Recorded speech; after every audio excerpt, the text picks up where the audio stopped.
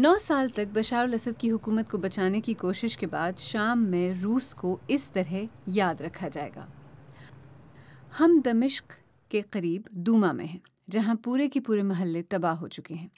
شام کی خانہ جنگی میں دوما پر قبضے کی لڑائی شدید لڑائیوں میں سے ایک تھی۔ حکومت اور روسی فضائیہ نے برسوں تک یہاں بمباری اور گولہ باری کی ہے۔ ماسکو کا دعویٰ ہے کہ اس نے صرف دہشت گردوں کو نشانہ بنایا۔ انہوں نے یہاں شدید حملے کیے، توپ خانے سے گولہ باری، فضائی حملے انتہائی شدید تھے۔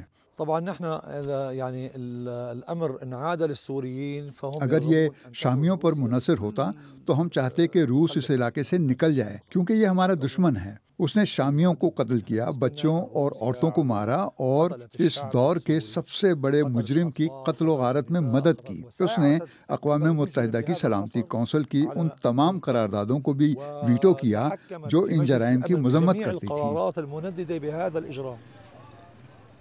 شام میں روس کی مداخلت نے اسے مشرق وسطی میں ایک اہم پلیئر بنا دیا ہے، لیکن اس سے عام شامیوں کی بڑی تعداد روس کے خلاف ہو گئی۔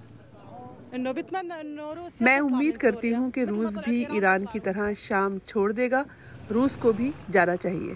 دمشق کے ایک اور علاقے جوبار میں ایک شخص نے ہمیں بتایا کہ اس نے اسد حکومت کے فوجیوں کو گھروں کو تباہ کرتے اور لوٹتے دیکھا، لیکن یہاں ہر کوئی ماسکو کو الزام نہیں دیتا۔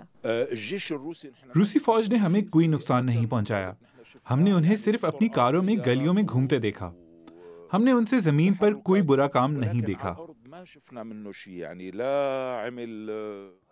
لیکن عوامی غصے کے باوجود شام کی نئی قیادت روس کو بحیرہ روم کے ساحل پر اپنے فوجی اڈے رکھنے کی اجازت دینے سے انکار نہیں کر رہی ہے۔ یہ اڈے افریقہ بھر میں روس کی فوجی موجودگی کے لیے بہت اہم ہیں، اور کچھ تعلقات کو ختم کرنا مشکل ہوگا کیونکہ دونوں ممالک کا تعلق بشار الاسد اور ولادیمیر پوتن سے پہلے کا ہے۔ شام کی فوج اپنے قیام کے وقت سے مشرقی یورپ کے ہتھیاروں، خاص طور پر سوویت یونین اور اب روسی ہتھیاروں سے لیس رہی ہے۔ ایک نئی فوج کی تشکیل یا اسے دوبارہ مسلح کرنے کی ضرورت ہوگی، جس کا مطلب ہے کہ شامی اور روسی افواج کے درمیان تعلقات کو برقرار رکھنا ہوگا۔ بشار الاسد کے اقتدار کے خاتمے کے بعد مشرق وسطی میں روس کا کردار اس بات سے طے ہوگا کہ وہ شام کو کیا پیش کر سکتا ہے اور شام کی نئی حکومت خطے میں عالمی رقابتوں کو کیسے سنبھالے گی۔